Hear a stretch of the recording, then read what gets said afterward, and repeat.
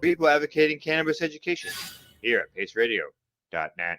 The views expressed by the individuals during this broadcast are their own opinions, and they may not be the same as those of their group or other organizations they may be involved with. Open your eyes.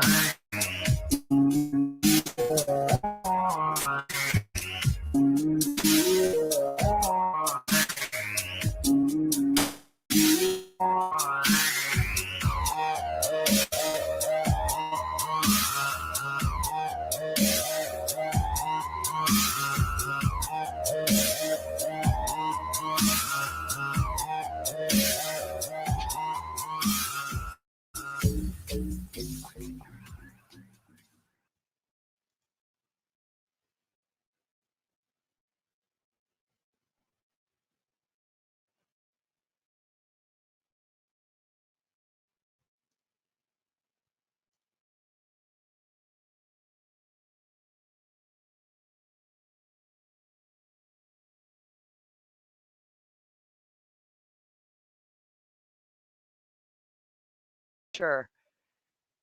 There we go. Hello, hello, hello, and welcome everyone to Open Your Eye. We are live here at paceradio.net. So glad you could join us on our second broadcast. Still getting out the kinks and working everything out. I'm going to bring in my joint host for today's show, and each and every week I am joined by my joint host, Miss Cindy Howell is in the house. How y'all doing? There she is. And of course, my other right hand is Michelle Sikora is also with us, who will join us later for Q&A. But before we get started with tonight's guest, we're also going to have a little gab on how everybody's doing. And then we're going to talk a little bit about a news story. So how's things on the East Coast and West Coast? Things are good. Things are good. It's turning into a beautiful day here on the East Coast. Nice, nice. How's things out there, Michelle? Your mic is muted, Michelle. Oh, you're muted. There we go. Here I am. There you go. There you are. I'm still having my coffee. Yeah, it's morning time on the West Coast, right? Midday for me, afternoon for Cindy. No, it's a beautiful day here. It's a little partially cloudy, but it's not raining, and the birds are singing, and we're breathing. So, yeah, it's a great day. It's a great day. It's a great day in the neighborhood. And really looking forward to today's show with today's guest. Mr. Dana Larsen is in the house, and he has so much going on in the alternative medicinal space. So it'll be it's really exciting to have him on today for sure. And we're going to start off today by talking a little bit about a news story that we found that we'd like to share with you, because of course psychedelics are all up in the news these days, all over the place, from coast to coast, from east to west, north to south. It is happening. And we're going to talk about a story on Fox News about a governor or a bill that's going through in California that would decriminalize psychedelic drugs. Yeah, it looks interesting. Gut filled on the new California bill that would decriminalize the psychedelic drugs. Drugs are evil, but really they aren't. The desire to obstruct your right to relief is what is evil. Absolutely, absolutely. Scott Wiener is introducing a bill to decriminalize psychedelic drugs in like psilocybin, LSD, MDMA, ketamine, DMT, among others. The bill will focus on the medicinal benefits regarding PTSD, depression, as well as other ailments. Interesting stuff. Yeah, it's really exciting. For somebody that suffers, I mean, like, I'm absolutely thrilled. But these drugs are also known for making people love more, right, Dana? Yeah. And Dana Pernio is co-host of the Five. It'll make you fall in love with your fellow humans, according to him, and fellow citizens all over again. So that's it's kind of true. It is absolutely true. I mean, lots is going on all over the place. Like, we even have states, one in particular in the U.S., that have already gone forward and decriminalized this. We've got medicinal use, right to medicate, right to use bills coming in effect all over. California is next on the psychedelic edge, including magic mushrooms, which is, of course, our particular genre here between us three joint hosts. Michelle, you're a microdoser as well as Cindy, as well as myself. So you could speak to this, Michelle, as well, right? Yes, yeah, they've changed my life dramatically, and we're now helping so many other people, and we just see a difference every day. It's been wonderful. Again, plant medicine. Plant medicine, exactly. Plant medicine. Michigan City has decriminalized magic mushrooms as well as all the other psychedelic plants. So we are seeing people gravitating towards using natural medicines more and more today. Yeah. Yeah, absolutely. They watch it, and they watch what people are doing. Meanwhile, the war on drugs produce more casualties than real wars. Forcing consumers to purchase drugs on the streets, and that's how people die. Absolutely. And I know our guest is going to have some stuff to say about this. We're going to say goodbye for a few minutes to Michelle, and she will join us again after the break for our audience interactive Q&A. If you do have questions, please chime in on the chat, and Michelle will be monitoring the chat and jotting down any questions that you have, and she will be able to go over those with you all and with Dana after our first break. So we'll be back with you in a few minutes there, Michelle. Great. See you ladies soon. See you soon. All right. And at this time, I would like to introduce today's guest. Mr. Dana Larsen is in the house, all the way from Vancouver, BC. Hey, Dana. Hello. How is everybody? Thanks for having me. Thanks for coming on. Yeah, thank you for joining us. Thank you for joining us for sure. Dana, you've got so much going on. You've got to be, I think, the most knowledgeable individual I know when it comes to having a knowledge on a variety, a large base of plant-based medicines, including psychedelics. Yeah, well, I've been learning a lot about coca leaf recently, and there's always so much more to learn. But, I spent a lot of time, obviously, in the cannabis world, and I'm still there. But I've really expanded recently into mushrooms and coca leaf, and I'm working on opium tea and other things. So it's good to, I think, all of these different plants, whether we're talking about peyote cactus or psychedelic mushrooms or cannabis flowers or opium poppies, or they're all sacred, wonderful plants that have a lot of great benefits when used properly. And I'm enjoying learning more and helping to share these plant medicines with the world. Absolutely. The Coca Leaf Cafe. You opened up the Coca Leaf Cafe in October of 2020, so it's fairly new on the scene. But of course, you also have the medicinal mushroom dispensary that you operate. So you're pretty immersed in this space. Yeah, it's been a busy few months with the cafe open and getting things going there. And it's really a project that I was working on for a few years before we opened it.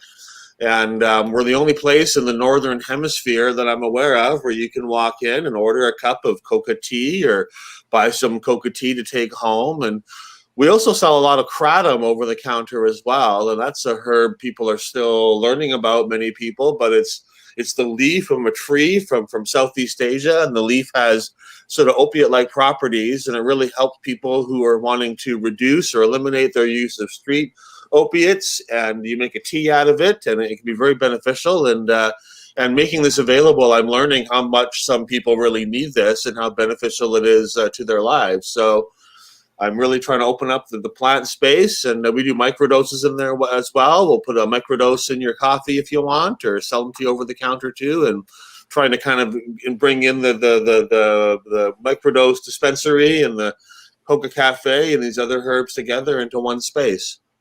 That's beautiful. Absolutely. It's Yeah. so amazing. I mean, and the opiate crisis, it's a true epidemic that we're facing, across the planet with opiates, but especially in North America.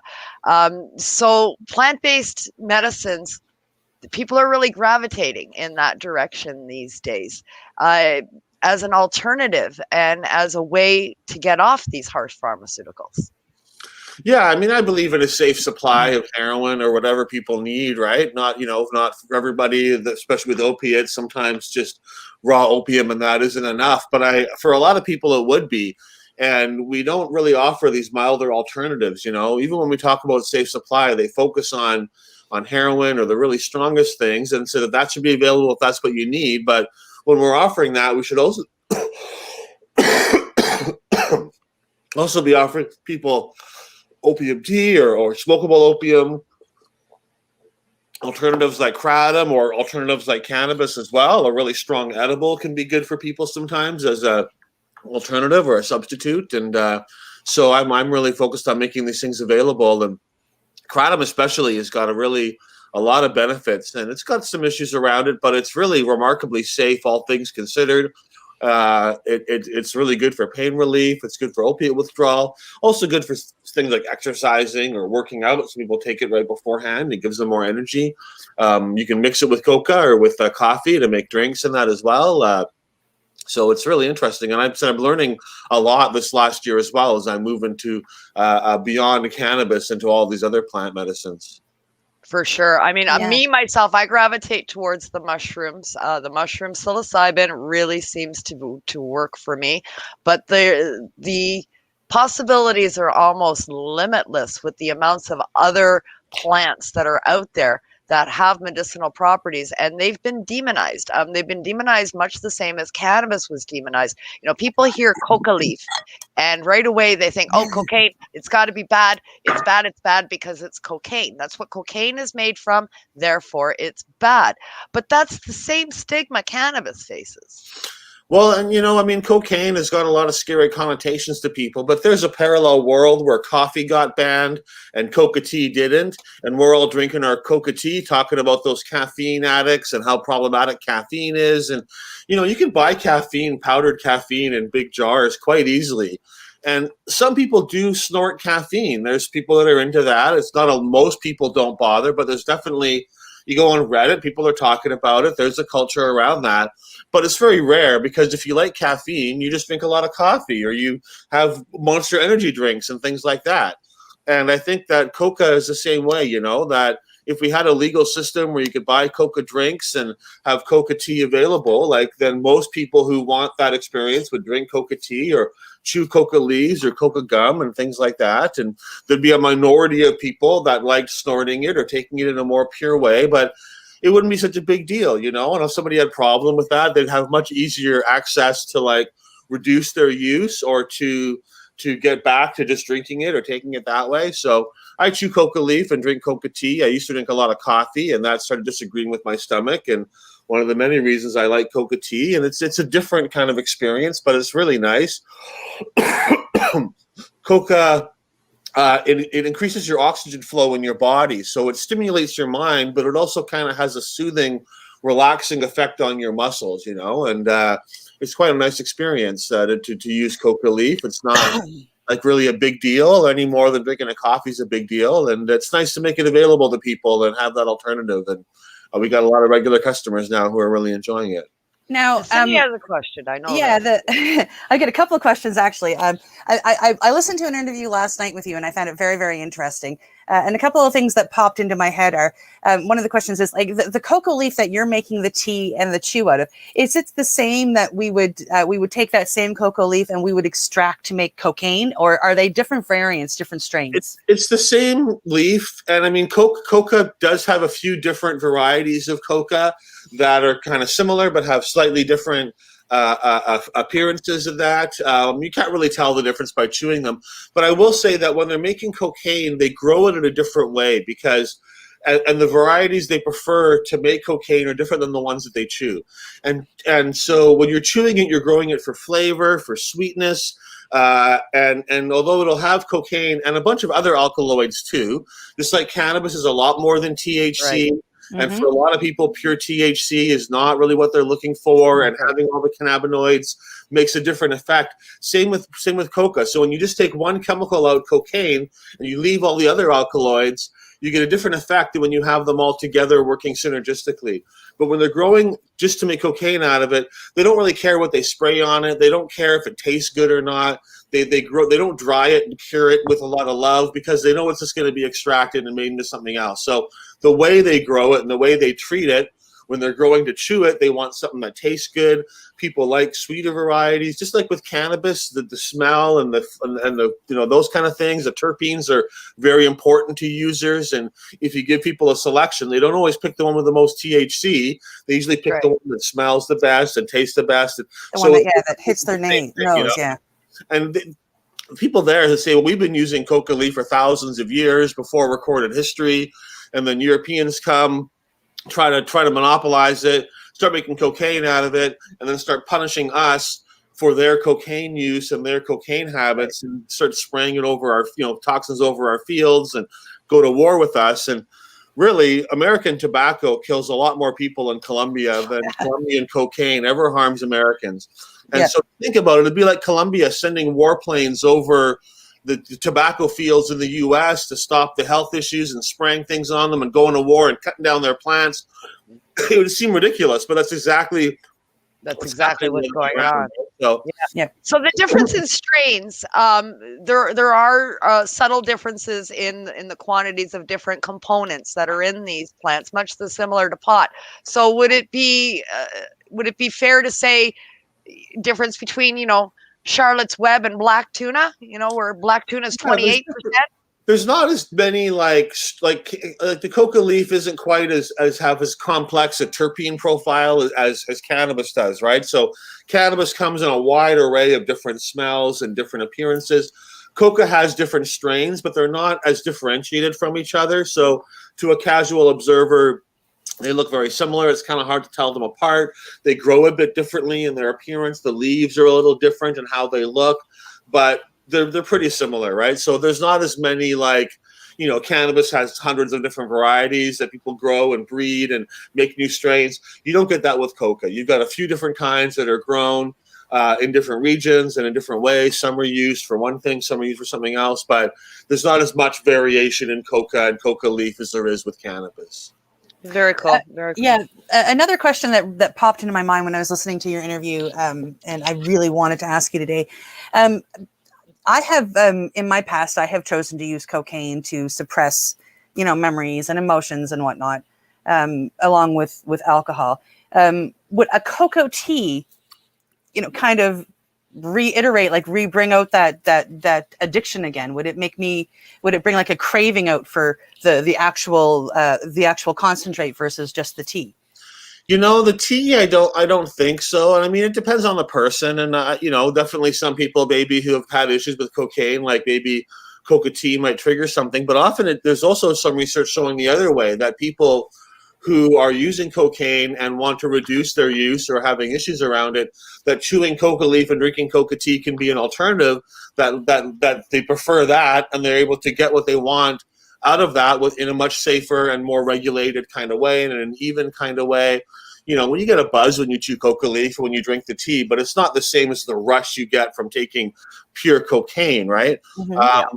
So, I haven't, I've got people that are cocaine users that tell me when they drink the tea, they don't have to use so much cocaine, and that they feel that they're more stable and more moderated and everything. If you're abstinent from cocaine, and you've had issues with it in the past, I'm not sure what coca leaf would do, if it would trigger somebody to want that again or not. I don't think so, but I haven't really tried that with a lot of people to see what the experience is, but it is quite different. It's similar in some ways, but it's much milder and much, it's not so intense, obviously, right, as having that a large amount in a very purified form, ingested very quickly. When you chew the leaf, which I'm doing right now, your cheek kind of gets numb and it comes on to you faster, so it's a bit more intense. When you drink it, it takes a little while for it to affect you, just like coffee takes a little bit for it to go through your system and that. But I don't think so. But to each person has to make their own decisions, right? Yeah. There was something interesting that I learned through researching when you were going to come on tonight. The prohibition of drugs, specifically, the evolution specific to cocaine. During the prohibition in the beginning, Coca-Cola was, of course, originally made with cocaine. And then when the prohibition of cocaine came in, of course, they had to remove the substance of cocaine. But Coca-Cola to this day is still made with the coca leaf for flavor, right? People are not aware of this, but absolutely, Coca-Cola Company is the world's largest producer or purchaser of legal coca leaf from Peru. Peru has like a government company that grows a lot of legal coca leaf. All these countries grow a certain amount of legal leaf that's licensed and used locally. But Peru exports many tons of coca leaf. It's a sub-company of Coca-Cola that buys it. They extract the cocaine out of it, which they sell to like pharmaceutical companies. And then they keep the rest and put it into their drink, into Coca-Cola. So Coca-Cola contains a small amount of coca leaf. And that's actually very interesting because under the letter of Canadian law, the coca plant is equivalent to cocaine. And they're both banned as a Schedule I thing. And anything made out of the coca plant is illegal. So my coca tea is a controlled substance under Canadian law. My cafe is an act of civil disobedience. But Coca-Cola, under that law, would also be banned in Canada because it doesn't have a lower limit on how much you can contain. If it contains this, it's illegal, right? So right. You got one drop of THC or CBD in your product, that's a controlled substance under Canadian law. And so if I ever have any legal troubles with my cafe, you can be sure that I'll be bringing that up in court. And if they're going to try to apply that law to me, they'd also need to apply to Coca-Cola as well. And so it's very interesting that that's the case. Coca-Cola was originally founded as a cocaine-based drink or a coca extract-based drink. It was a takeoff on a drink called Ven Mariani. And Ven Mariani was a huge product, very, very popular in Europe. It took a long time for coca, after coca leaf was discovered by Europeans in the Spanish invasion of South America, and they learned about coca. First, they tried to ban coca leaf from the indigenous people, and then when they saw that it was useful, people would pay for it, the Spanish conquistadors monopolized coca production and had their own coca farming and would sell it to indigenous people, often to their workers at exaggerated prices to further milk the population for their wealth.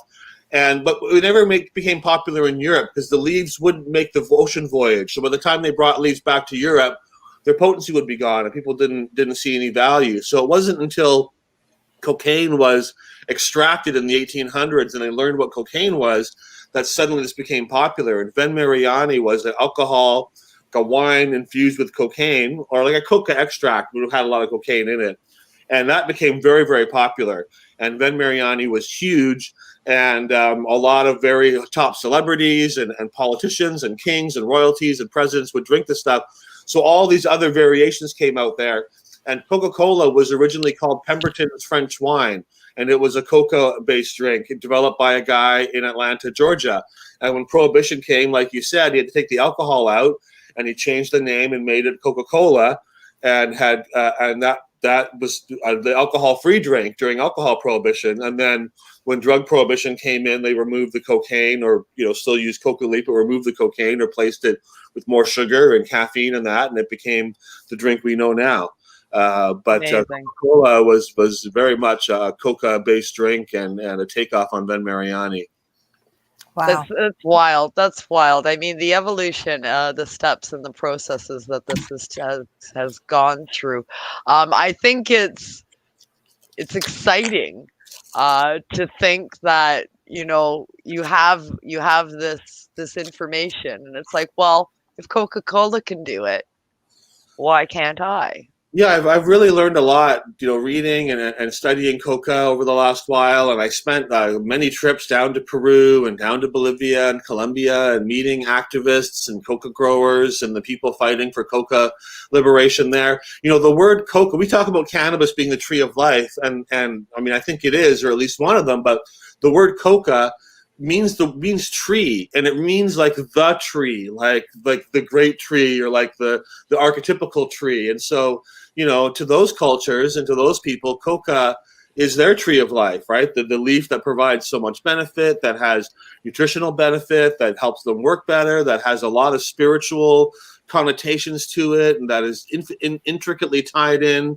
to their worship. They offer it as a sacrifice to their different deities. They hold it in a special way with 3 leaves like that. They call it a kuntu. And that's kind of you'll often see that in indigenous art and in art from those countries, the 3 leaves. And usually they want to get a leaf from 3 different places. So you have 3 different sort of strains of leaf, and they'll put it to their forehead, and they'll kiss it and breathe, blow air on it. Not everybody, but during like a ceremony or a shaman doing a kind of ritual, the average person won't really do that very much, but they all know what that ritual is, and they're all like aware this is definitely, it's not just a plant, it's a plant medicine, and it's an integral part of their culture and their society, and tied into it very, very much so. So, when we try to ban these herbs, it's a form of cultural genocide, attacking a leaf that is deeply connected to their sense of self, or their culture, their spirituality. All their beliefs are tied into this plant in very integral ways that we don't really, think about or are mostly aware of in North America or in our culture. Yeah, for sure. I mean, it's amazing the medicinal properties that are held by these plants that we're focusing on. Open your eye, coca being one of them. You're also, of course, got your hand in many other things, but the things that it helps. It's not only for the opiate crisis, but depressions, PTSD, pain control. Absolutely. Yeah, and the whole psychedelic area as well is really, really growing as well, and with the mushrooms are becoming big. Vancouver's actually got a mushroom dispensary that I didn't open, right? I was the one talking about mushrooms. I opened my online mushroom dispensary, and it got a lot of attention in Vancouver. I said I was going to open a storefront, and it created some controversy and also created a movement in Vancouver to support this idea. When one of the city councilors was against opening a dispensary, the community really came out and rallied behind me, but also just behind the idea that there should be mushroom dispensaries in the city. I didn't get mine open yet, but someone else opened one called Zoomers, and they have a medical process. It's like a cannabis, the early medicinal cannabis dispensaries, and they sell, if you Google Zoomer dispensary Vancouver, they're online. And I'm integrating my mushroom dispensary into the Coca Leaf Cafe so that you'll be able to pick up your things there or make your purchases there, kind of a all-in-one center. But we haven't really got that part going yet. You can't buy mushrooms there yet. So I think it's great. I mean, I'm a little jealous they got open before I did, but I think it's wonderful. And I hope that we see this spread in the same way that we saw cannabis dispensaries spread. I think that in the next few years, we're going to see a lot of people more openly selling mushrooms and microdoses. There's a company called Microdelics run by Jerry Martin, a friend of mine, an activist, and they're making microdoses of LSD and of mescaline and that available in very small quantities. You can have benefits there. And so I think this is going to be another big revolution and a big step forward. And I think we're seeing the transformation of psychedelics in the same way we did with cannabis, where it gets seen as a medicine that changes the perception of it. And then people start to realize, well, if it's good for that person who's sick, maybe it's also good for that person who's healthy or who doesn't have the same serious issues. We all have some kind of health issues, maybe not as intense as other people. And when it comes to psychedelics, it's the same thing. Well, if it helps that person with their PTSD and their anxiety, well, maybe we've all got a little bit of anxiety, a little bit of these issues, some of us worse than others, but these kind of psychological benefits can really come to anybody. And so I think we're seeing that expansion, and we'll see microdoses, I think, becoming very common in the way that CBD is kind of a breakthrough with cannabis, where people who are very afraid of getting high or afraid of THC, not with any real good reason, but there's definitely people who will just take CBD. And really odd that when you legalize, the biggest expansion is in the mildest, least psychoactive form. Exactly. And I think mushrooms and psychedelics will see the same thing, that a lot of people will want to take a full-on experience, but for a lot of people, just microdosing will be fine. And microdosing, I think, can break through into the mainstream, in a huge way, and reach a lot and reach a lot of people, and become a very common thing in everybody's bathroom cabinet. Absolutely. I agree 100%, Dana. You know, we didn't, with legalization, as you say, the gravitation didn't go to, you know, the highest potency THC out there for everybody to just, you know, start getting wasted on that. The big expansion has been largely with the senior sect, with the medicinal sect, and people using low dose and high dose CBD for medicinal value. Yep. And I think that's the issue, but like legalization lets people have more access and turns away. Definitely there's a place for incredibly high THC and pure THC, of course, a lot of benefits for that. But for a lot of people, that's not what they're looking for. And prohibition always drives everything to the strongest form, the most profitable, concentrated form. And legalization does the opposite and leads people to a lot of alternatives, and usually to milder forms. So we have legal caffeine, people can snort it if they want to, but those who choose to do so, it's a very small minority, because people tend to want to drink coffee and drink tea and things like that. And so all of legalization leads to the opposite of what people expect. If we legalized opiates, I don't think we'd see a huge increase in people injecting heroin. In fact, I think it'd be the opposite, that we'd see more people tending towards drinking a little opium tea when they have an ache, or smoking a little opium and using it that way. And we'd see the tendency, people think, oh, hell would break loose and everybody would start going to extremes. But for the vast majority of people, that's not what they want. And it helps them get away from those extremes, because that's the only option available otherwise. Absolutely. I truly believe what you're saying. I believe that if we give people the opportunity to use their drug that they're addicted to, or to microdose off of it and come off of it, with less pain, I think that we would see more and more people take the choice to be clean and to get healthy. I don't think addiction is a choice. So I think if they had a choice with, if the world moved that way, we would see more people move towards the microdosing. Well, you can have issues. I mean, definitely when I was drinking a lot of coffee, trying to quit coffee was hard, right? Like, it caused a lot of withdrawal symptoms. I had intense headaches. I tried to quit. I would go back and start using it again and then quit again, and went back and forth several times. But because coffee is safe and legal and effective, I wasn't risking my health.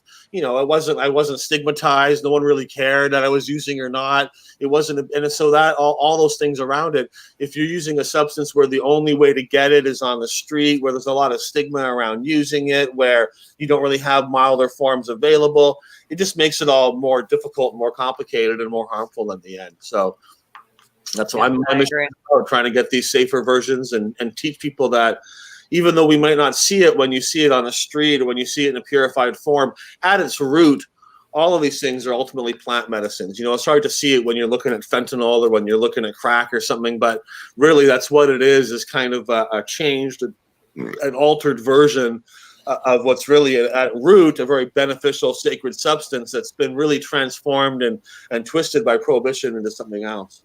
Absolutely. And we've seen this play out with cannabis, we had, 2 years of town halls and roundtables and officials going from coast to coast to coast and talking to the people. And we finally got legalization in this country, and all of the naysayers and the prohibitionists, they were running around screaming, the sky's going to fall, people are going to be driving on the sidewalks and killing people and murderers. And, oh my God, everybody's going to be an addict. And the children, what about the children? Oh my God, the children, and here we are 2 years into legalization, and none of it played out. Well, and a lot of those people ended up getting into selling marijuana and becoming marijuana profiteers, right? I mean, that's the real irony, is so many people who built their careers and made their lives out of demonizing cannabis and attacking and often acting to imprison cannabis users became cannabis, not activists, but cannabis profiteers, and often continued that stuff. Oh, well, the people growing it now are all gangsters, so buy it from me. You can trust me. I'm a former cop. And, That's right. Really terrible kind of behavior. And that's one of the issues that we're seeing around psychedelics now, is that many of the exact same people that got into cannabis in the early days, made big companies, made a lot of money selling stocks, but weren't really part of the culture, didn't really care about liberation and access and equality and equity and all the important things around legalization.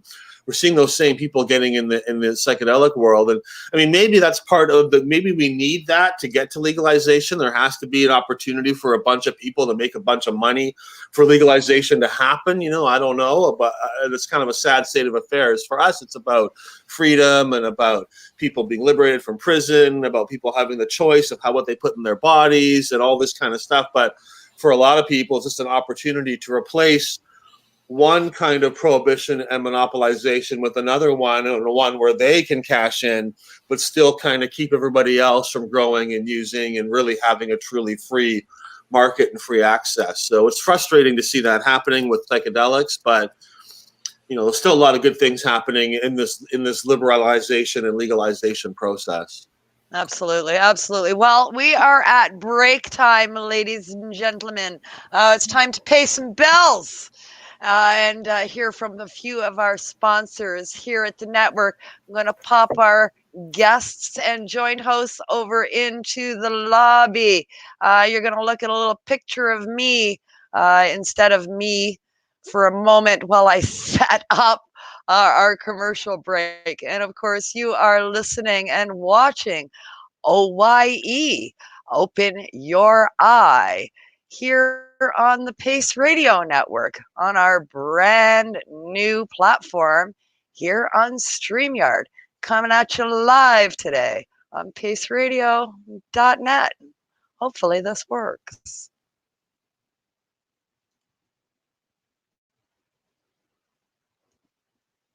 Hey growers and grow shops, do you want a 20% increase in yield from your cannabis grow?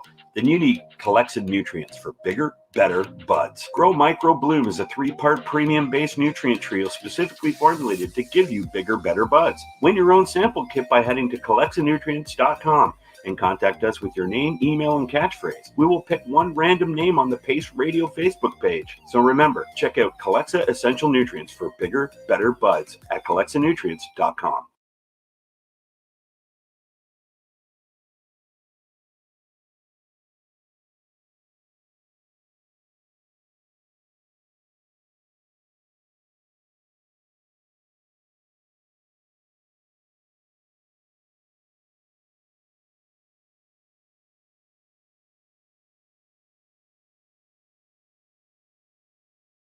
You're listening to the Pace Radio Network here at paceradio.net. Growing your own vegetable flowers or even medicinal plants can be a challenge without the right equipment and know-how. Hydroponics, not only are they your urban horticultural experts and suppliers, but their staff holds the customer's need paramount to making a sale. Family owned with decades of experience and knowledge, they offer free advice in person, by phone, or email. BMA Hydroponics to have the advice you need, as well as find tips and different ways to grow, like window drip aeroponic system, as well as other helpful links at hydroponics.com. If you can't, just let them know, and they'll do everything they can to get what you're looking for. Hydroponics, each member also possesses a federal exempt license. They experience and dedicated to their customers. That may hydroponics.com. THC operates medicinal located in Canada.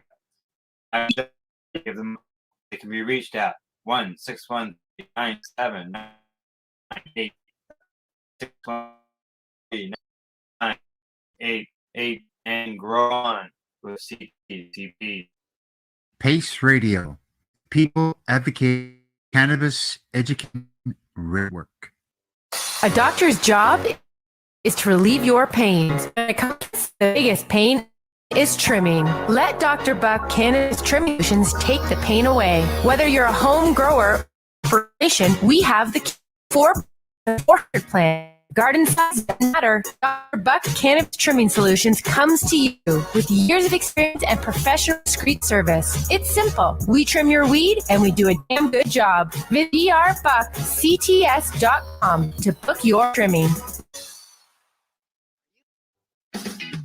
Enjoy the buzz of legalization with Campbellford Lifestyle Shop. From lights to plant nutrients, books, consumption accessories, and more, we've got all your basics to grow or consume cannabis. Visit our info center or take a look at our piercing services and body jewelry, now available in-store through Campbellford Lifestyle Shop, 17 Bridge Street West, Campbellford. At Legacy 420, we believe in being different. Experience the difference of quality control. Our labs provide tested formulations for all of our products. Experience the difference in trust. Our customers can trust that we are following up-to-date COVID precautions for their safety. Experience the difference in acceptance. We're on 7 days a week. Please visit our website, legacy420.com, or contact us for curbside pickup as well as nationwide mail order shipping. Legacy 420 values overall wellness. Come and experience the difference of Legacy 420. You're listening to the Pace Radio Network here at paceradio.net.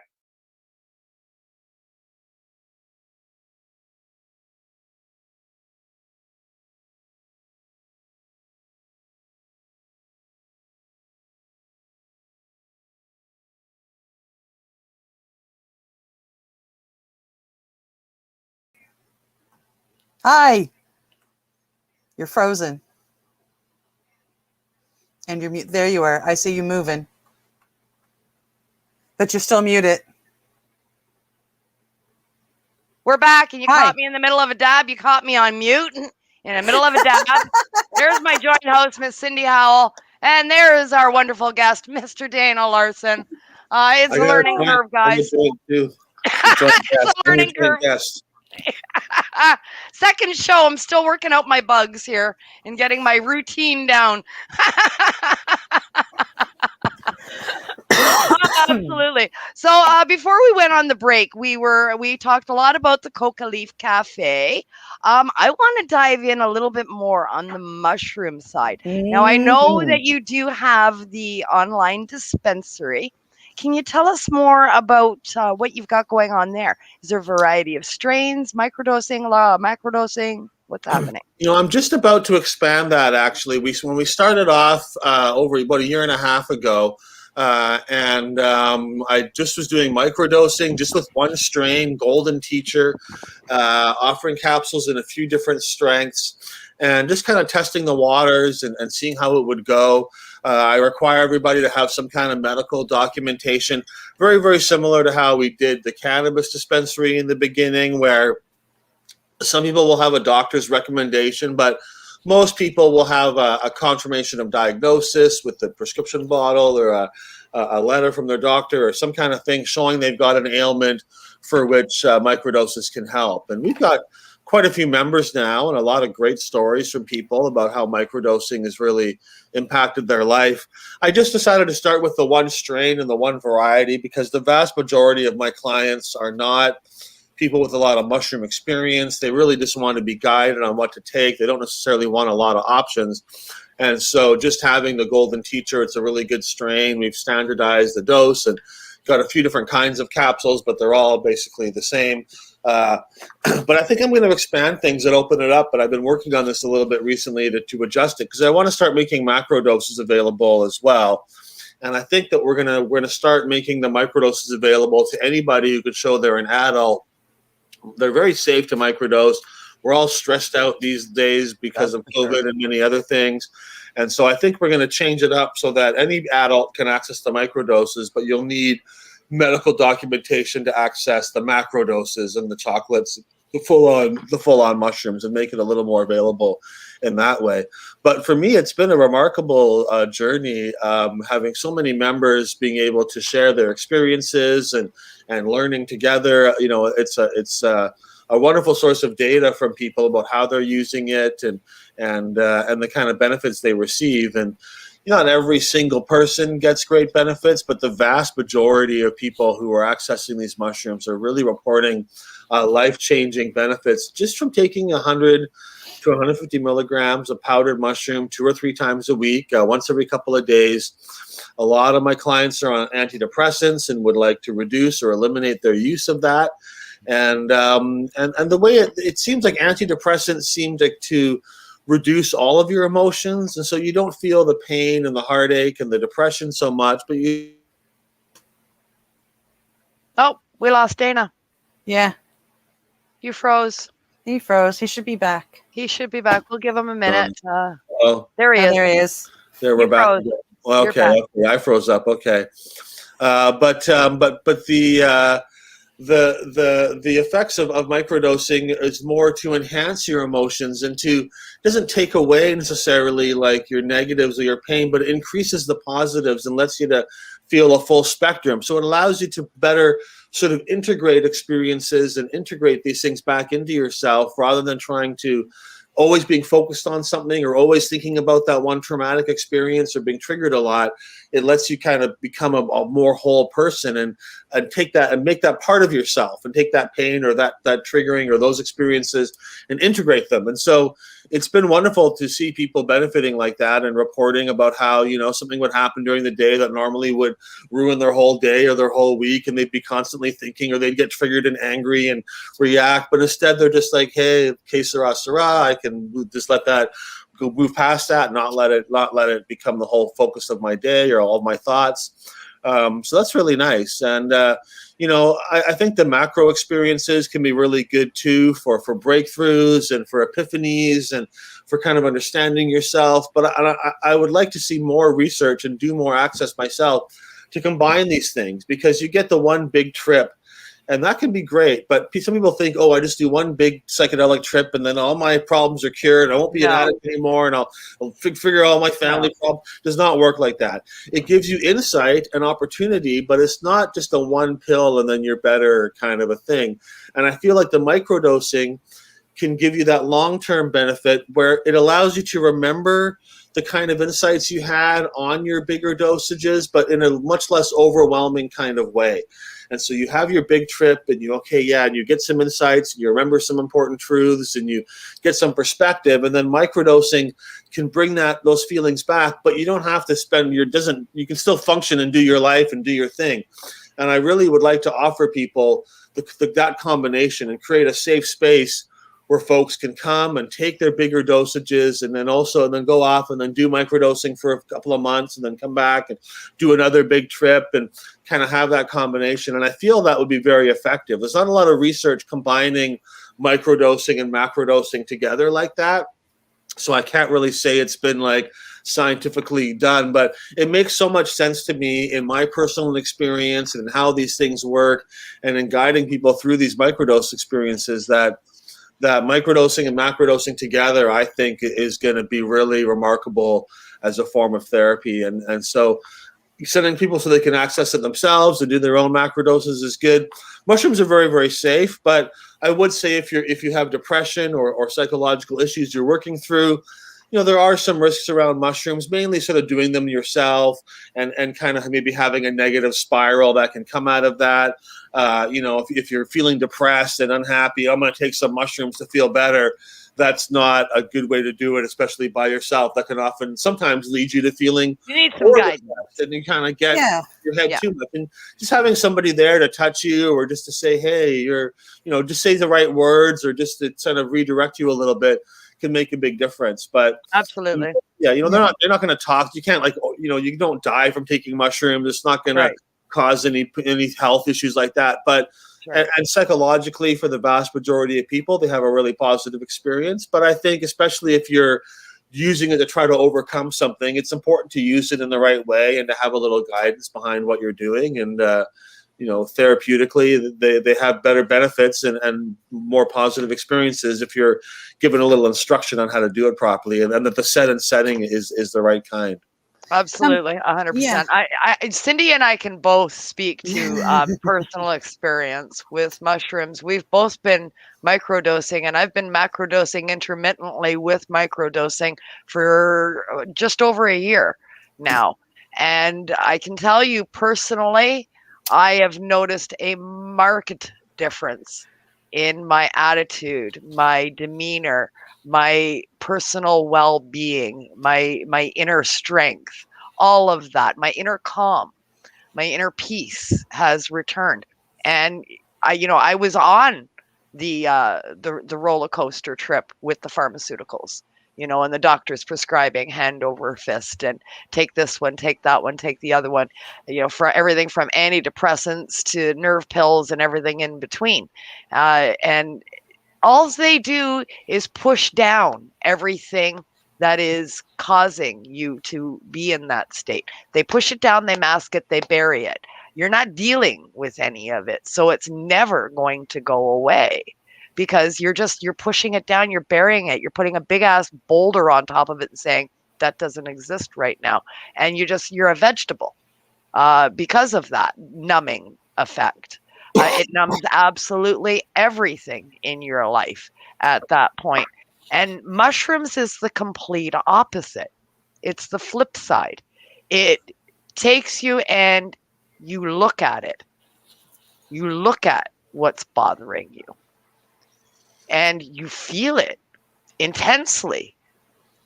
But then you deal with it. And it's never going away until you do that. That's exactly right. That's exactly the kind of experiences I get my clients reporting and that we're seeing and that all the literature shows. And I think that's, we have a lot of healing. Everybody's got their issues, some people more than others, but everybody's got their pain. Everybody's got their trauma. Everybody's gone through stuff that they need to heal from.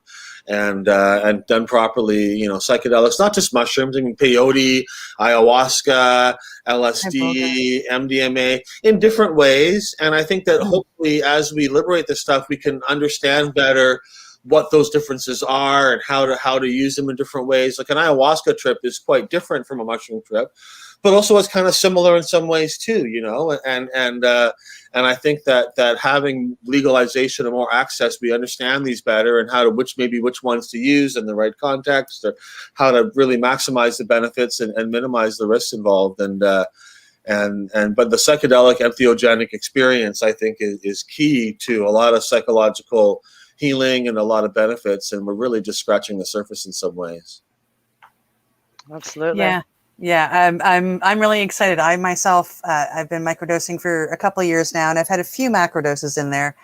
But I am gearing towards going on a larger iboga experience, and I'm pretty excited about that.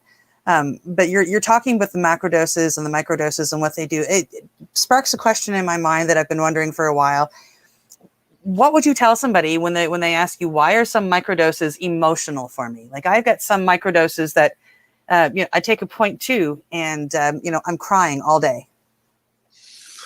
Yeah, I had some clients talk about that too, and they feel they're too emotional in that sense. But I mean, it's hard to say, but I think that it's just, you feel a sense of connection. And I really find that with that, and they definitely can trigger emotions or bring things up. And, if you're feeling emotional, I mean, I think you'd want to interrogate that within yourself and why, if you're feeling sad or you find yourself crying, like, is there something going on that it is bringing up that awareness for you? I'm not really sure I have the answers to that, but the clients I have who have that, I would normally tell them, well, we'll try a dose, right? That if you're getting triggered at 200 milligrams, when 200 is a fairly big microdose too. I mean, it depends on the potency of the mushroom and depends on a lot of factors. Right. I find with our mushrooms, for most of my clients, between 75 milligrams and 150 is kind of the sweet spot for the most of people. But that's with our strain of mushroom as well, and different strains can vary. So I like to have a real standardized thing. People that are on an antidepressant or an SSRI, I find often have to take around double the dose to get a beneficial effect. It varies, right? So I have a minority of clients that are using 200, 300. A couple of people take 400 or 500 milligram doses. For most people, that wouldn't be a trip, but that would be like you definitely feel that. But because they're on other things, or just the odd person seems to have different brain chemistry. But I mean, you're not unusual in that. If that's your experience, that sometimes you take these dosages and you find it makes you emotional, or you're crying or feeling it's not functional for your day. I would recommend trying some bigger dosages to work through that, or lowering your dose so that you get a little bit of that emotional stuff that you can work through, but you're not so triggered in that huge way, right? And if it's sadness, or if it's, sometimes you get sort of tears of joy. Maybe that's the wrong word, but when you feel really connected, like mushrooms increase our feeling of connection, and that people write to me, oh, I feel like I see a tree and I feel more connected to like other living things or my pets and other people in my life. I feel more connected, and sometimes that sense of connection can be kind of overwhelming and can produce emotional response and tears and that kind of stuff. So it's hard to say specifically and to diagnose people, but I would say, try to figure out what's triggering those emotions and to work your way through them, and maybe to reduce your dosage in the immediate thing, so that you can do your day, get your benefits out of microdosing, but you're not being emotionally triggered so much. So I would get back on your dosage for some of those. I have found in the past as well, when I have done, not necessarily a macro dose, but not a microdose either, somewhere in between. Yeah. And I'll get that emotion, sort of, when I go to my farm and I'm just standing there and I'm looking at my woods in the middle of a field, and all of a sudden I'm bawling.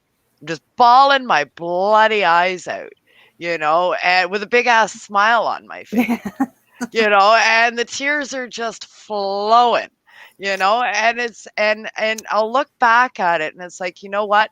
That week I buried a lot of stuff that was bugging me. I was emotional that week, but it's like, nope, keep that down. Don't let that out. Don't let that out. Don't let that out. Don't let that out. And I find when I keep stuff bottled more, I don't let it out.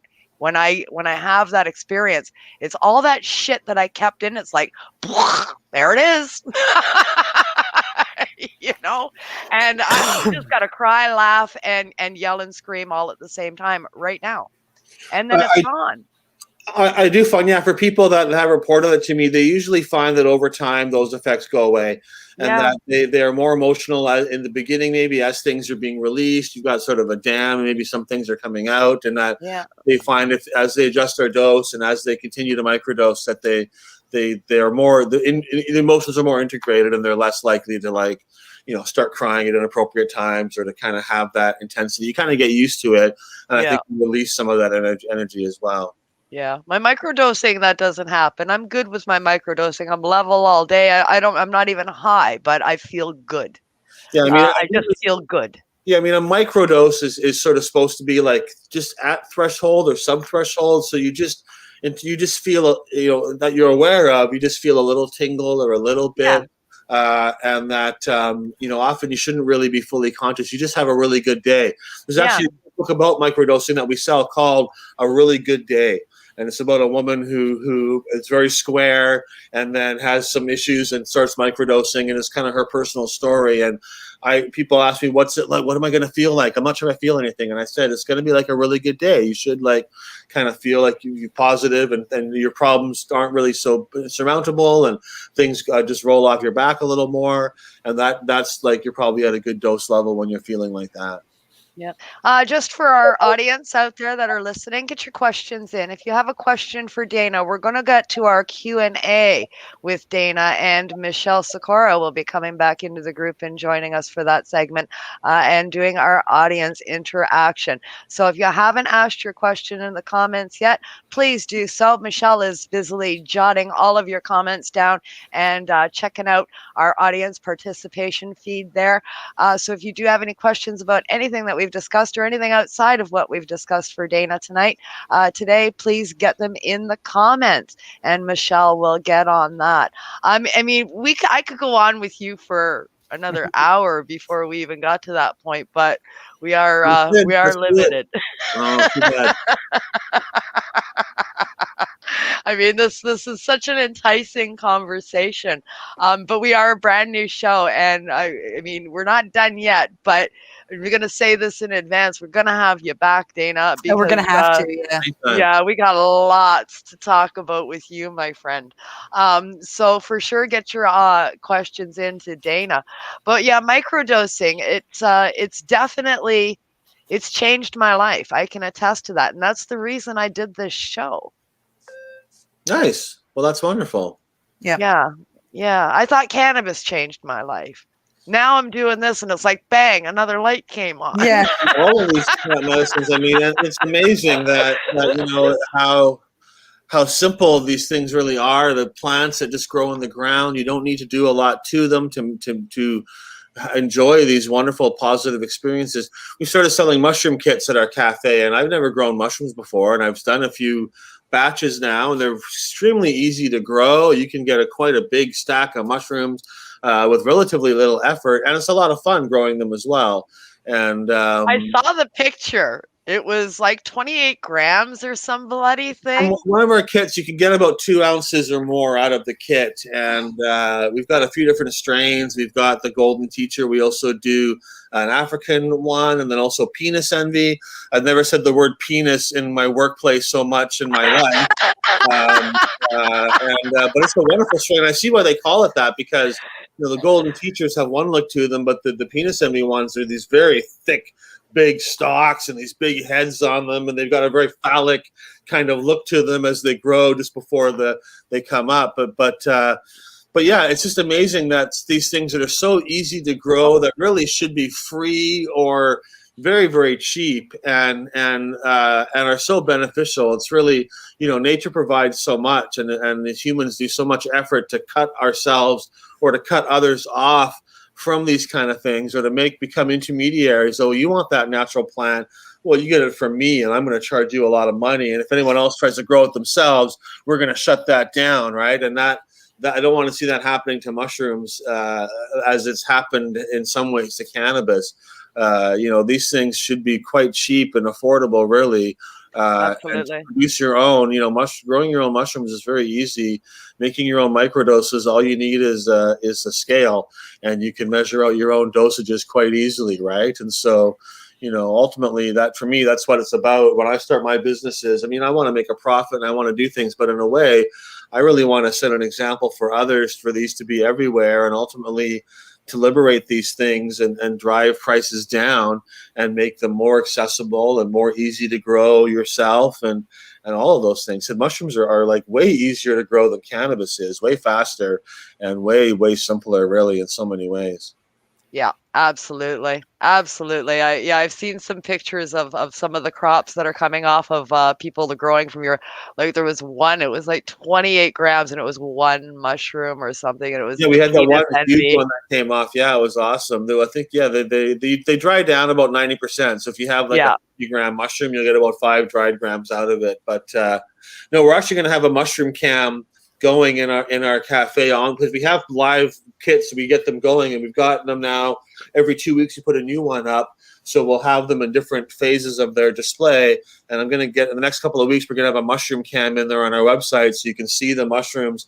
And when they're at their right stage, they grow so fast. Like, it's a slow process to begin with, but once you'll come in and you'll leave at the end of the day and they'll be this big, and you come in the morning and it's like 2 or 3 times as big. You can almost see that growing in real time by looking at it, right? So I think people will enjoy watching the mushroom cam and seeing the plants online, and seeing seeing the fungus online and watching them grow. I'm excited about getting that and making that available. That's awesome. That's so cool. We grow as well, and I know at harvest time, when it's like they're almost ready, you've got to be in that room 3-4 times a day. Because when they're ready like right fucking now. It's a fairly short. They're still good. It's not the end of the world, but ideally, you will have a fairly short window time when they're at their maximum. Just as the heads are breaking away from the stalk, they have like a veil there, and just before or just after that veil breaks, that's it. It's kind of their peak time. But if you miss that, you still get some great mushrooms, right? But that's if you want to really. You want the peak performance. It's just when that veil comes away and it's just breaking and there's lines all through it and it's separating. That's when they're perfect. At this time, I want to bring in joint host Michelle Sakara is back in the house with us once again. Going to join us for the show. Good to see you. Good to see you as well. Good to see you. So we've got East Coast, Middle Canada, well, not quite Middle Canada, I guess Atlantic Coast, East Coast, and 2 of us from here from BC. I'm just writing down this quick question sure that got come in. So we do have. You gotta mute the other feed. Oh, hang on. Because we're getting reverb. Can you hear me now? Is that better? Yeah. Okay. I'm gonna hang this one up. Okay. And hang that one up. Hang that up.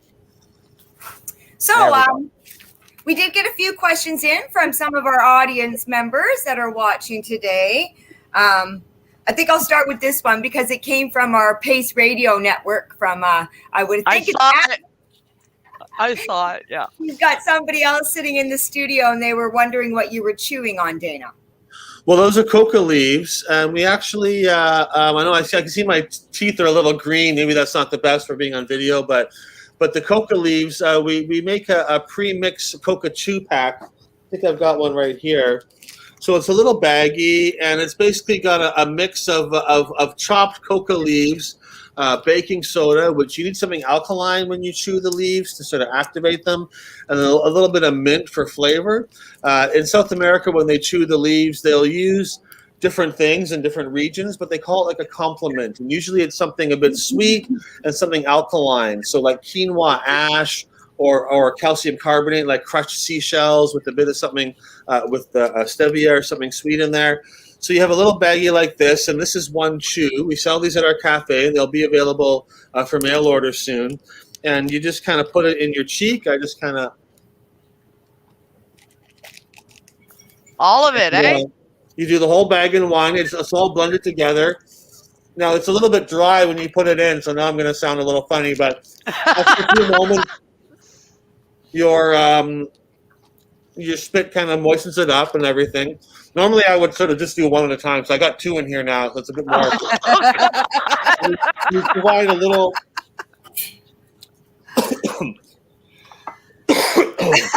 Now you got me coughing.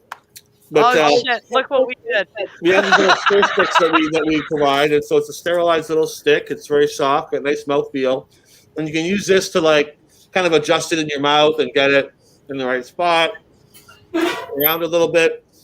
So I hope I've got all these little sticks with a green end on them in my ashtrays and in little piles here and there.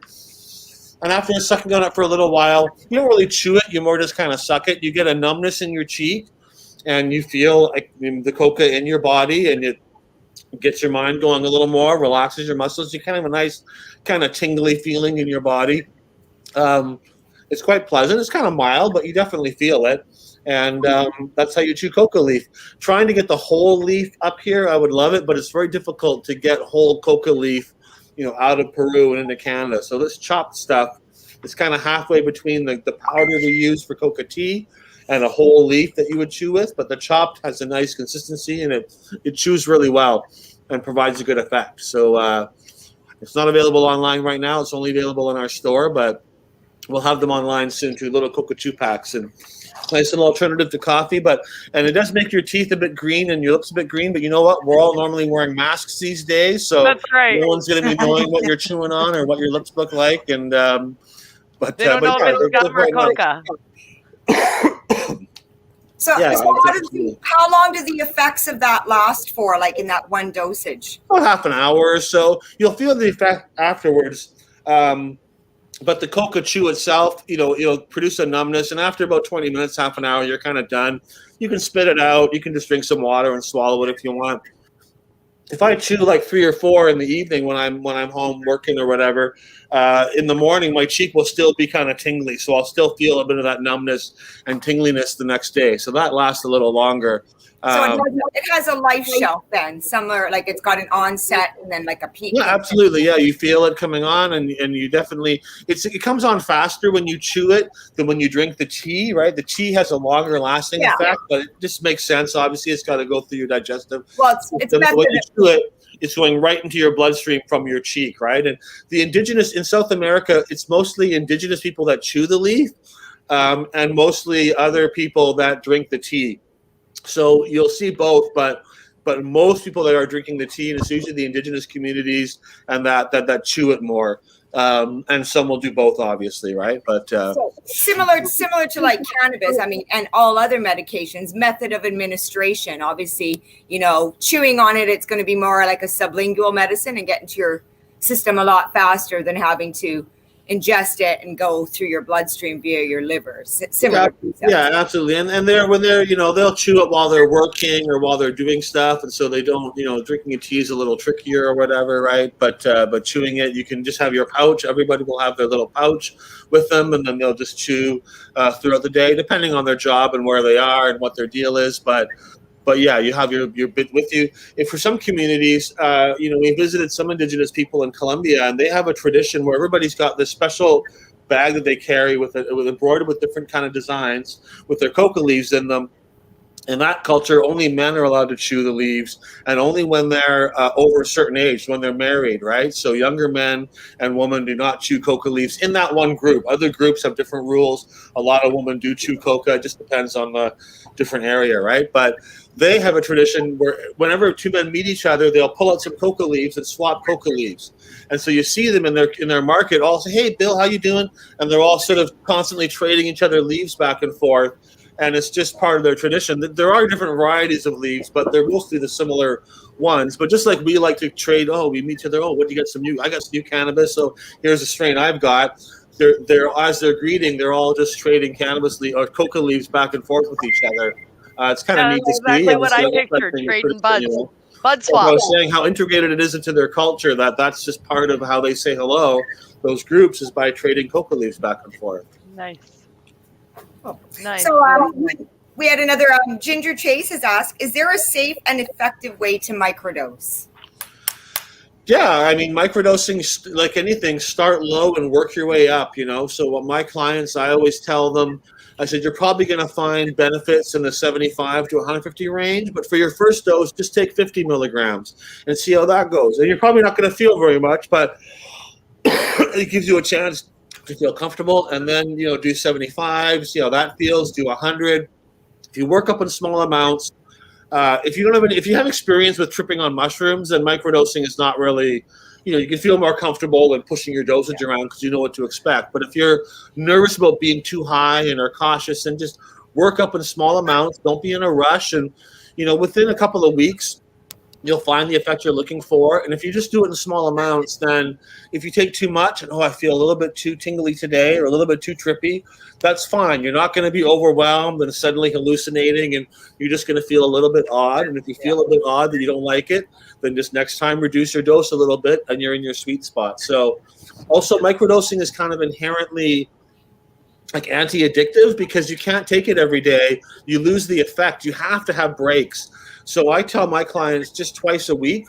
You can do it once every 3 days, but if you make it twice a week, maybe Mondays and Thursdays or something, then it's easy if you want to adjust the dose to do that. Okay, my day off from work is Saturday, so that's the day I adjust my dose on when I feel comfortable until I get used to it. So it creates a more even rhythm of a schedule. But once every 3 days, some people do dosage where they do dose like 3 or 4 days in a row and then take a couple of days off.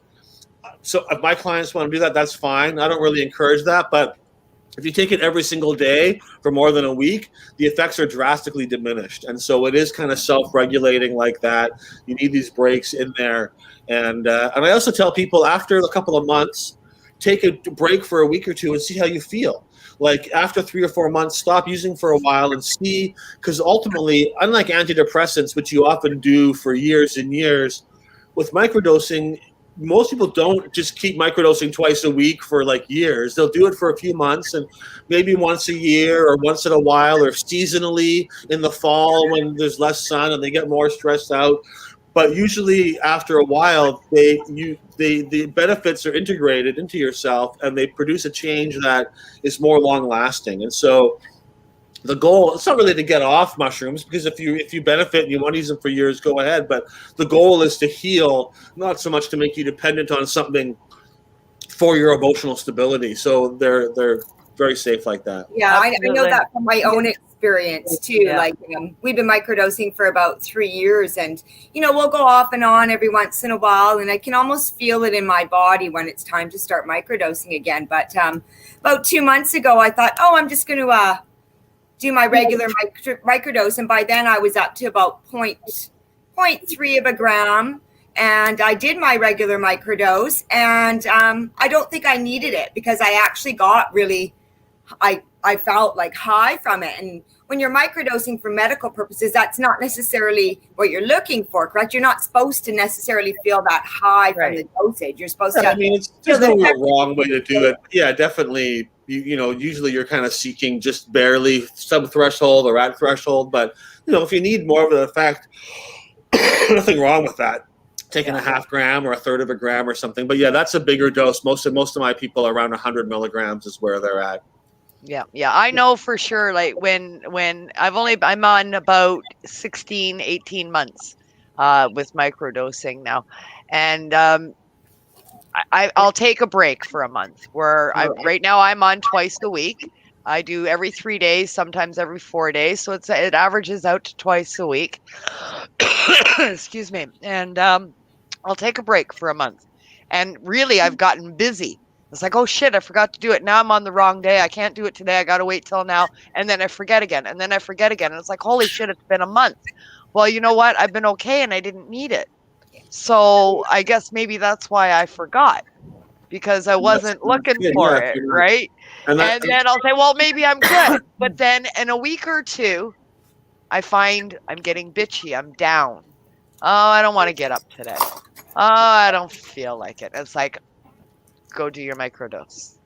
Yeah. Which is the opposite of antidepressants, right? You can't just take a break for a week from your antidepressants and then see. You know, they're very strict. You have to take it every single day at the same time. It's very routine, and you don't have that same kind of flexibility or ease of, I've had enough of this now. I've learned that lesson. I'm just going to move on. It's actually very hard to stop using and produces some quite serious withdrawal symptoms in people. So I love microdosing for that. One of many reasons, but just the way it's self-regulating when you take them. I have a question for you, bringing up pharmaceuticals. Like, I do a lot of plant medicine myself, and I know for people, one thing I caution all of our clients is when they're looking for alternatives to pharmaceuticals for antidepressants. Like, I make a St. John's wort tea that we grow, and I know people can't take St. John's wort if they're using pharmaceuticals at the same time. So what is the difference between that and somebody starting to microdose with psilocybins while they're taking antidepressants? Is there? Well, I do provide people, like when they become a member, I have a list that I send them of like, if you're on these things, you know, lithium. I mean, even the ones that are risky are pretty safe, but there are stuff in the literature about lithium and psilocybin being risky to combine. There's a few other things that are counterindicated. With antidepressants, it's not so much that there's going to be harm involved. It's more just that they mute the effects. So you need a bigger dose. And so usually I find people who are on SSRIs or SNRIs or that kind of category of antidepressants, usually they end up taking about double the dose. And ideally, they can then, as they reduce their use of antidepressants, if that's their goal, which often it is, if they can reduce the use of antidepressants with the microdosing, then over time, they could also reduce their microdose level as well. And there's just some people that seem to have different brain chemistry that just are able to take bigger dosages and just need more for whatever reason. It's a minority of people, but there's definitely some of my clients who are like, I'm not on an antidepressant, but I find I need 300, 400 micrograms or milligrams, and I'm not really feeling anything, whereas most people on 300 or 400, you're like, that's definitely threshold. You're not tripping out, but you're definitely aware you've taken something. So whatever dosage works, but yeah, that's it. There's only a few things, and the risks then are still like statistically pretty small. But if people are on lithium, I encourage them to reduce or eliminate their lithium use before starting microdosing. And there's a few things like that, but it's not very much. Microdosing, the psilocybin really is very safe and blends well with most other drugs. Most drugs don't interact with it and are very different and don't really have any crossover. Okay. So I'll just go to another viewer question. Linda Reed is curious about topical applications. Well, it's interesting. I have a business, MJ Creams, and we sell cannabis-infused creams. And people watching this probably know how wonderful cannabis can be used topically. And of course, coca has also very great benefits topically. And really, cocaine, what revolutionized surgery when cocaine was first extracted, and they found this thing that would numb you topically. Before that, they would either give you something to knock you out, or give you a bunch of alcohol and a strip of leather to bite on while they amputate your leg or whatever, right? And cocaine allowed them to do precise surgeries to put it just where they needed. It revolutionized surgery. It allowed surgeries to be done that you couldn't do before because the pain would be too intense. It also led to learning.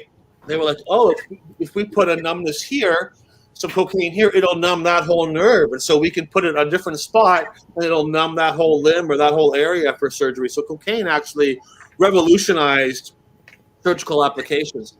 And in countries like Bolivia and Peru, the cannabis is seen as like a foreign thing and often seen as like a hard drug compared to coca leaf, right? Because in Bolivia, the penalties against marijuana are quite strict, but coca is part of their culture and it's local, but they see marijuana as like kind of a foreign thing and not a good thing. And, it's interesting how every culture, has a different bias. And the drug we use is good, but the drug those guys use, that one's bad. But you will see creams, and you'll see coca creams and coca cannabis creams widely available in Peru and Bolivia. It's sold a lot of places, and I'd love to bring the coca creams in North America. We do have coca skin patches, which is like a patch that you can cut to shape or just use the whole thing. It's pretty big, and you put it on your back or wherever you're sore, and it provides a numbing, pain-relieving effect. It's quite remarkable. We've had some people with some quite severe limb pain or back pain using that patch, and it really helps a lot.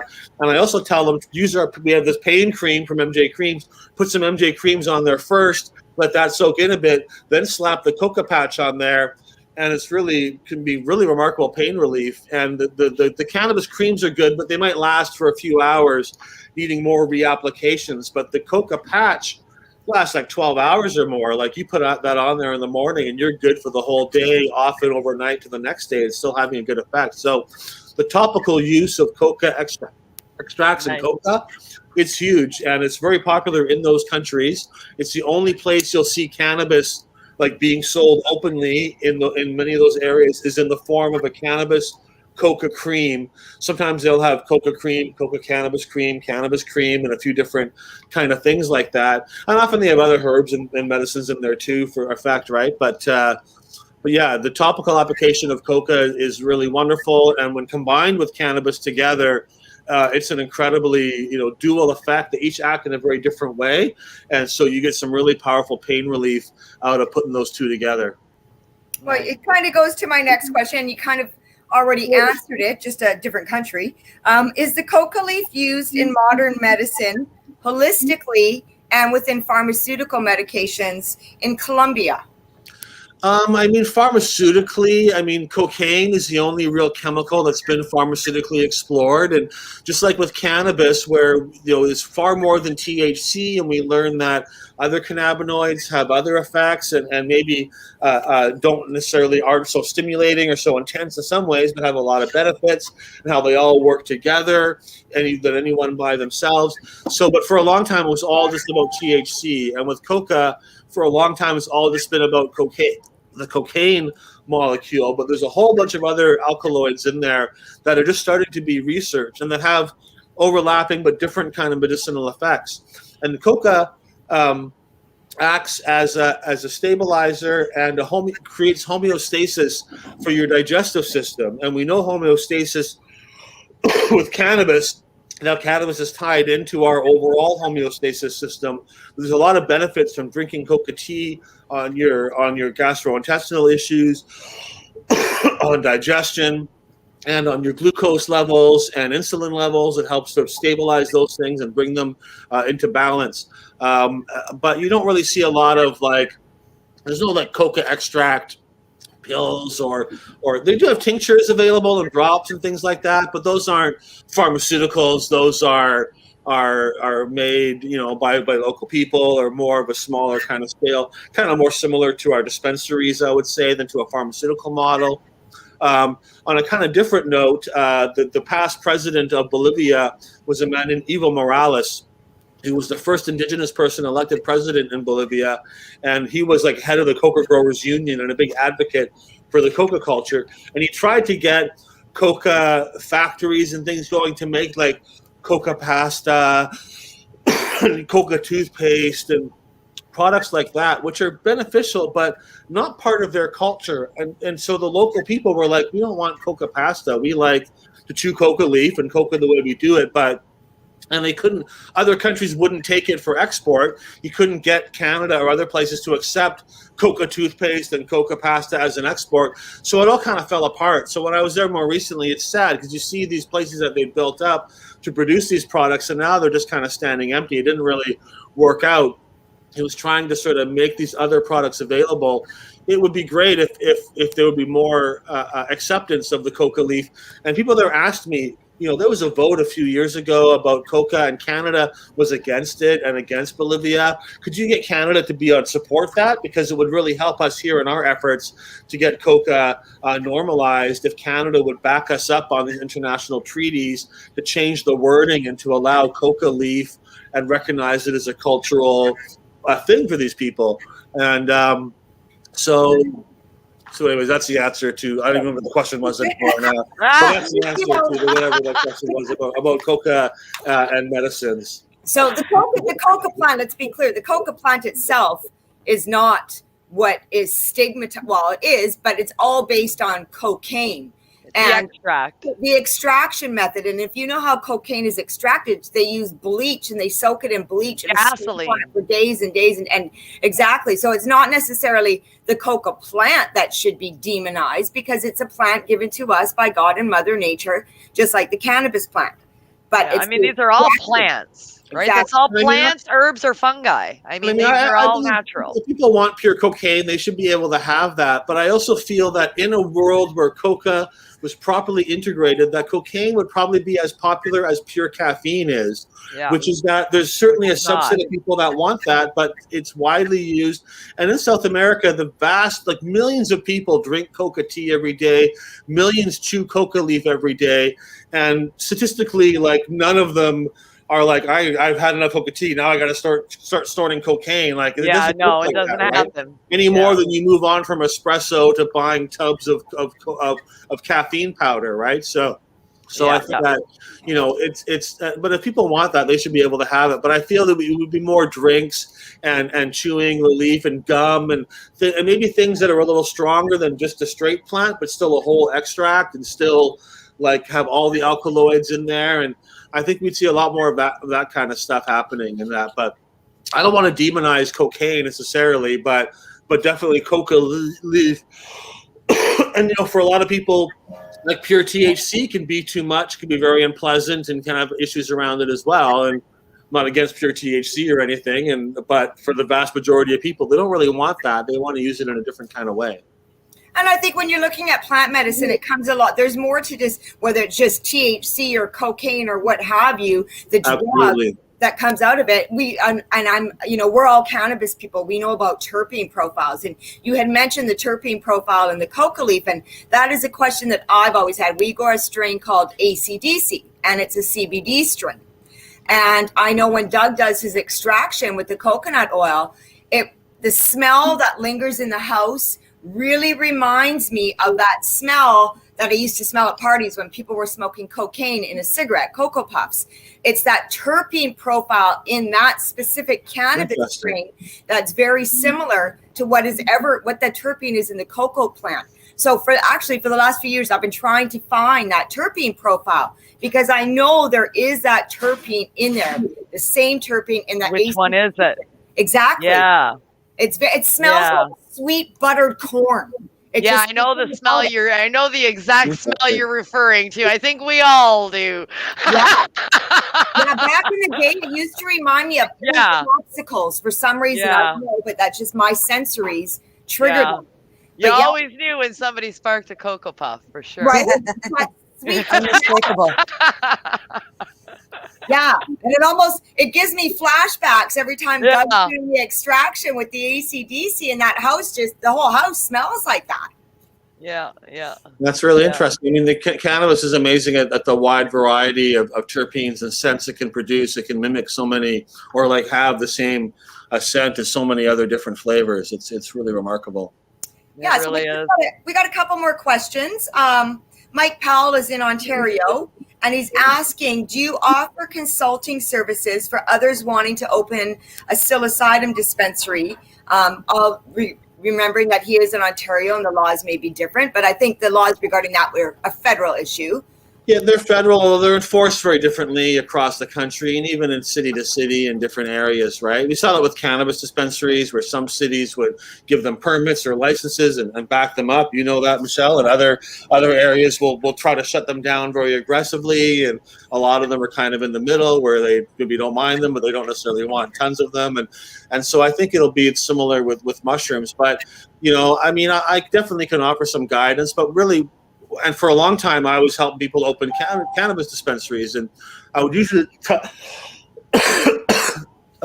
tell them, like, to consider the worst case scenario, and to see if they would be able to deal with that, and if so, then they should move forward. And with mushrooms, the worst case scenario of getting raided and having those kind of legal challenges, no judge is going to put a Canadian in jail for selling microdoses or mushrooms to people with some kind of medical need. So it's not going to happen. You might get financial challenges, you might get raided, you might lose your money or something, but you're unlikely to lose your freedom in Canada, I think. And a lot of the same lawyers and the same arguments around medical cannabis are now being made around medical mushrooms. So I think the main thing, you know, for me is to try to offer quality products, to at least now at the beginning to properly screen your members so that you're restricting people with a kind of a medical need. You know, if you look at, in fact, if you look at some of the Zoomers dispensary, and if you look on their site, a lot of their stuff is exactly how I word things. And a lot of the early cannabis dispensaries, you'd look at them and you could see they kind of cut and pasted from my site onto their site, the wording and how they did their membership. And that's good. Like, if I can provide a template for people to follow, I think that's really useful. But I think right now, to start with, the medical aspect is important for legal protection, and to kind of I think to start off with that anyways. I think everybody should have access, just like with cannabis, but those with the medical need kind of should be at the front of the line, and that kind of gets you the ability to open. I think just making sure you provide a quality product and that you're standardized, right? So if someone's taking a capsule of my microdose, that you're able to make sure they get the same effect and the same dosage. When you're dealing with organic things, that can be a little tricky. It's not, you know, insurmountable, but it is something that's important to make sure it's reliable like that. So, you know, to be brave, to pick your area correctly, and to be willing to take a certain amount of risk involved. You know, we know some areas, as we know, would get raided for having head shops, and opening a head shop in some cities was a big challenge.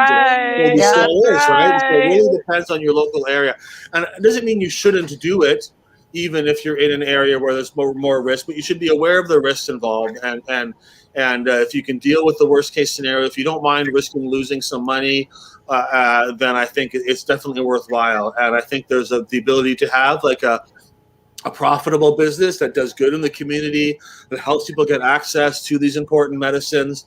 And if you're dealing with macro dosages and stuff, I think it's just important to teach people, or at least give them some guidance if they're going to take it on their own. Larger doses of mushrooms are very safe, but you know, if you're dealing with emotional or depression or anxiety or PTSD issues, and you take a bunch of mushrooms by yourself in the wrong headspace, that can lead to a very negative experience. So I think just having the right contacts, being aware of what you're doing, I think is important to guide people like that. But otherwise, it's not really that difficult, you know, to set up something like this. And I encourage people to do that in their own communities. Absolutely. Michelle, I'm going to leave it to you for like the final 2 or 3 questions, whatever you've got left. I'm going to stop my camera for a minute and do some technical stuff in the background while you ladies wrap up the Q&A, and I'll be back in a minute. All right, Kim. Thank you. So yeah, I just pretty much got one more question here for you, Dana. It came in from Linda Reed, and she was asking, can anyone order a mushroom grow kit, or do you need a medical license?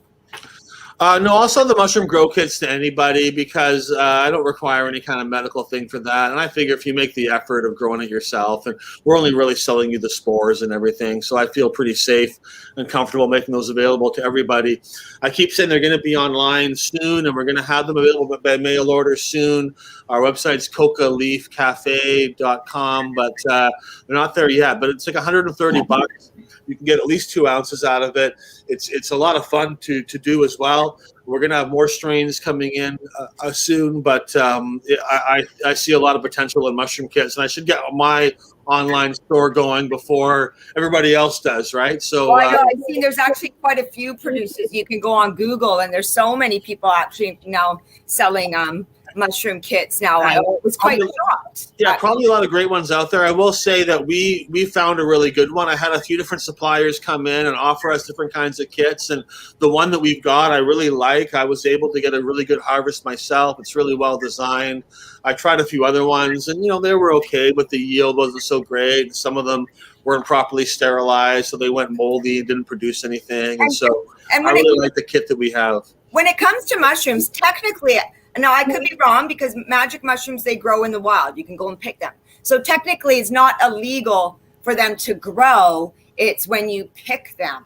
It creates, it used to be, the law used to not include, like up until the 90s, the law didn't include manufacturing of mushrooms. That wasn't controlled. And so technically growing them or producing them wasn't illegal, but possessing them was still illegal. So it was a bit off. And so they do grow openly and widely. And so there's legal question. If a farmer's got some mushrooms growing on a cow patty in his field, is he responsible? That hasn't been really determined in court, but it is the production of mushrooms has been criminalized in Canada. So technically these kits, I guess, are illegal. But that being said, I don't think anybody cares. I don't think there's any police, really too many police in Canada. And you just grow it in a little box, right? So it's not like it's even, there's no scent or smell or thing. It's way more discreet than growing cannabis is. And even proving what those mushrooms are would be difficult. But I think under the letter of the law, these mushroom kits, I am conspiring to manufacture mushrooms or something. And so I do think that they are illegal, but I wouldn't really worry about that if I was just thinking about buying or growing mushrooms. Don't let that stop you. Yeah. I know many people that buy kits on a regular basis. They buy the kits and they use them. People have advanced into purchasing spores and making their own, cake now, and getting started from scratch, and advancing right into harvesting spores and doing their own thing and perpetuating their own strains. So it can be quite intense of a process growing mushrooms. Yeah, if you want, I think the biggest thing is cleanliness. Yeah, you can take it to a whole other level, and really, if you do it all yourself, it can become more complicated. But you have a lot more flexibility then too. Yeah, absolutely. And the biggest hurdle is cleanliness, man. Glove up. Alcohol, everything, everything's got to be cleaner than clean, sterile. Cleaner than your local hospital. Nothing in there. Absolutely, yeah. Having a real sterile medium is, and some of the kits we tried, they weren't properly set up, so they ended up going moldy. But the one we have now is very sterilized, and our instructions are very clear. And you have a big plastic bag filled with half of soil and a special rubber port to put your sterile needle through, and everything stays inside. You don't even, eventually you cut the corners to let some air in, but that's like after a month or more of it growing and cultivating inside the kit. So that's really important, keeping everything clean. So you're growing the right kind of mushrooms and not just growing a bunch of toxic mold.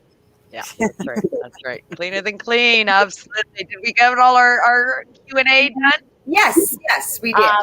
Awesome. Thank you so much, Michelle. Dana, we got to have you back. We went almost twice as long as we were supposed to go, and we still just scratched the surface. So we're definitely going to be contacting you for a reappearance, and we'll move on to other topics under the same umbrella of this space, because it is it's extremely interesting stuff. Well, thanks so much for having me. And I didn't realize I didn't know how long the show was supposed to be, so I didn't know we're gone over the time. But It's you all asked me good. one question, and I'll talk for 20 minutes. So I've always got a lot of stuff I've been learning recently too, and I want to share. Yeah, we're playing with the space still. We're still playing around with how long we figured it would be. We're already pretty much going to be doubling what our initial take was on how long these shows were going to last. So I mean that just shows the interest from audiences as well. I mean they're being well received, and the topic is always engaging, especially when Dana Larsen's in the house. Oh, thank you so much. Yeah, absolutely. Thank you to all of our listeners for tuning in again this week to Open Your Eye, our brand new show here on the Pace Radio Network, coming to you live on StreamYard with a simulcast on our Pace Radio Network on Facebook, as well as Open Your Eye on Facebook and on YouTube as well. Audio podcasts will be uploaded to paceradio.net later on today for your replay pleasure. We will be back in 2 weeks' time with a special guest talking to us about specifics in this space, in the psychedelic space. Thank you so much to Dana, of course, for joining us, our guest tonight. Joint host, Cindy Howells in the house once again, and the lovely Michelle Sikora with our audience participation. Thank you so much, everybody, for joining us today. And we will be back in 2 weeks' time with more Open Your Eye here on paceradio.net. And hopefully our closing goes off without a hitch. Let's try it.